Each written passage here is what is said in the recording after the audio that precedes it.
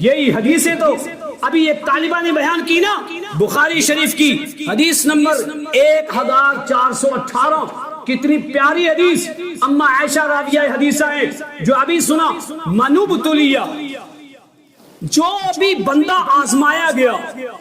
حدیث پوری کیا ہے؟ اما عائشہ صدیقہ رضی اللہ تعالیٰ عنہ کے پاس ایک عورت 2 بچیوں کو لے کر کے آئی، مانگ رہی تھی کچھ تھا نہیں کھانے کے لیے، بھوکی تھی۔ اما عائشہ کے پاس بھی کچھ نہیں۔ بولو آج ایسا دور ہے؟ نہیں ہے نا؟ کیوں ہم اپنے دین میں آگے نہیں آتے ہیں؟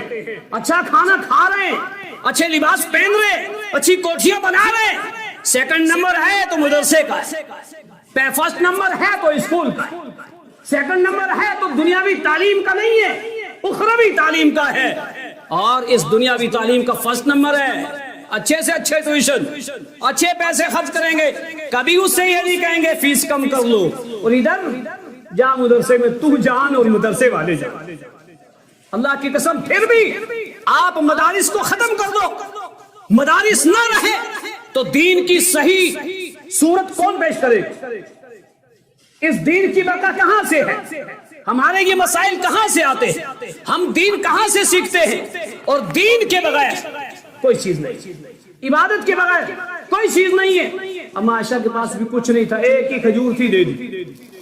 آپ حدیث نکال کے دیکھنا 1418 بخاری شریف، ایک ہی کھجور تھی، دے دی۔ اما عائشہ نے دیکھا اس عورت نے اس کھجور کے 2 حصے کیے، ایک بچی کو دے دیا، ایک دوسری کو خود نہیں کھایا۔ بڑا دکھ ہوگا، ہمیں دکھ ہوگا؟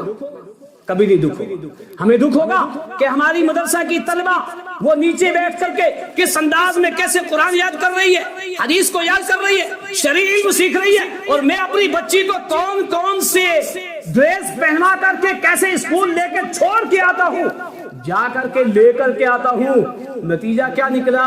ابھی سنا ہیڈ ماسٹر نے بات، نتیجہ یہ آخر میں، اور ادھر یہ اما عائشہ کو دکھ ہوا۔ اللہ کے نبی صلی اللہ علیہ وسلم سے کہا، اللہ کے نبی ایسا ماجرا ہوا ہے۔ اسی وقت اللہ کے نبی نے یہ جملے کہے تھے، منبتلیہ من البنات بشیء فاحسن، جو کوئی بھی باپ اور ماں اپنی بچی کے لیے آزمائش میں ڈالے گئے، کس کے لیے؟ بچوں کے لیے نہیں ملے گا، بچی کے لیے آزمائش میں ڈالے گئے، اور اس نے اس بچی کی اچھی تربیت کی، اچھی تعلیم کی، کیا ہوگا؟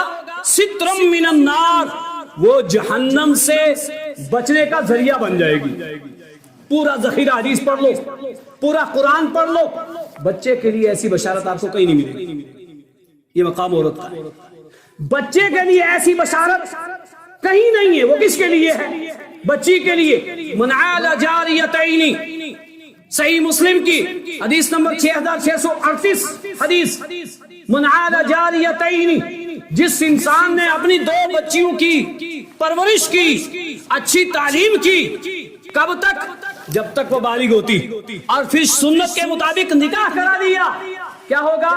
انا وہو، میں اور وہ ایسے ہوں گے، وضم اعصابی، آپ نے دونوں انگلیاں ملائیں، کہا میں اور وہ جاء یوم القیامہ، ایسے آئیں گے۔ یہ مقام کس کا ہے؟ یہ عورت کا ہے، یہ بچی کا ہے، یہ بچے کا نہیں ہے۔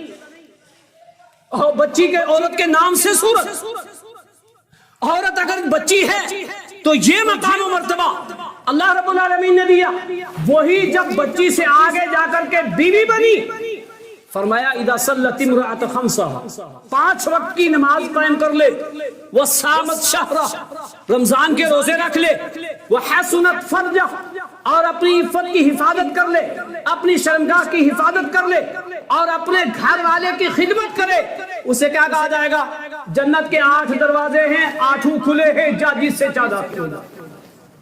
یہ مقام کسی شوہر کے لیے کئی حدیث میں نے نہیں پڑھا، سنا کبھی نہیں سنا۔ یہ بیٹی تھی تو درجہ کیا تھا؟ یہ بیوی بنی تو درجہ کیا؟ اور یہ ماں بنی تو الجنت تحت اقدام الامہات، تینوں الگ الگ درجے یہ رب نے دیے ہیں۔ اللہ کی قسم، وہی آنکھیں ماں کے پاس، وہی باپ کے پاس، وہی کان اس کے پاس، وہی اس کے پاس، وہی دل و دماغ اس کے پاس، وہی اس کے پاس۔ تو اللہ نے یہ مشینریاں دے کر کے دنیا میں دونوں کو بھیجا ہے۔ ہمارا فرض بنتا ہے کہ ہم جس طرح سے خود تعلیم حاصل کرتے ہیں، بچوں کو تعلیم دلواتے ہیں، اچھے اداروں میں داخلہ کرواتے ہیں، اچھا داعی اور عالم بنواتے ہیں، اسی طرح سے ہم اپنی بچیوں کو بھی بنوائیں۔ بچی سدھرے گی، ایک قوم سدھرے گی، ایک خاندان سدھرے گا، ایک نسل سدھرے گی۔ بچی بگڑی، خاندان بگڑا، نسل بگڑی، اور کل جب اللہ ہم سے جہاں مال کے بارے میں پوچھے گا، وہی اس اولاد کے بارے میں پوچھے گا، بتا ماذا عذبتہ وماذا علمتہ، کون سی تعلیم دی تھی، کون سی تہذیب سکھائی تھی؟ تو کیا کہیں گے ڈاکٹر بنایا تھا، کیا کہیں گے انجینئر بنایا تھا، کیا کہیں گے میں نے یہ بنایا تھا؟ وہ سب بنو، لیکن اگر توحید نہیں ہے، نبی کی اتباع نہیں ہے، تو کچھ بھی نہیں ہے، پڑھے لکھے جائیں۔ کفار مکہ ادیب تھے، سب کچھ جانتے تھے۔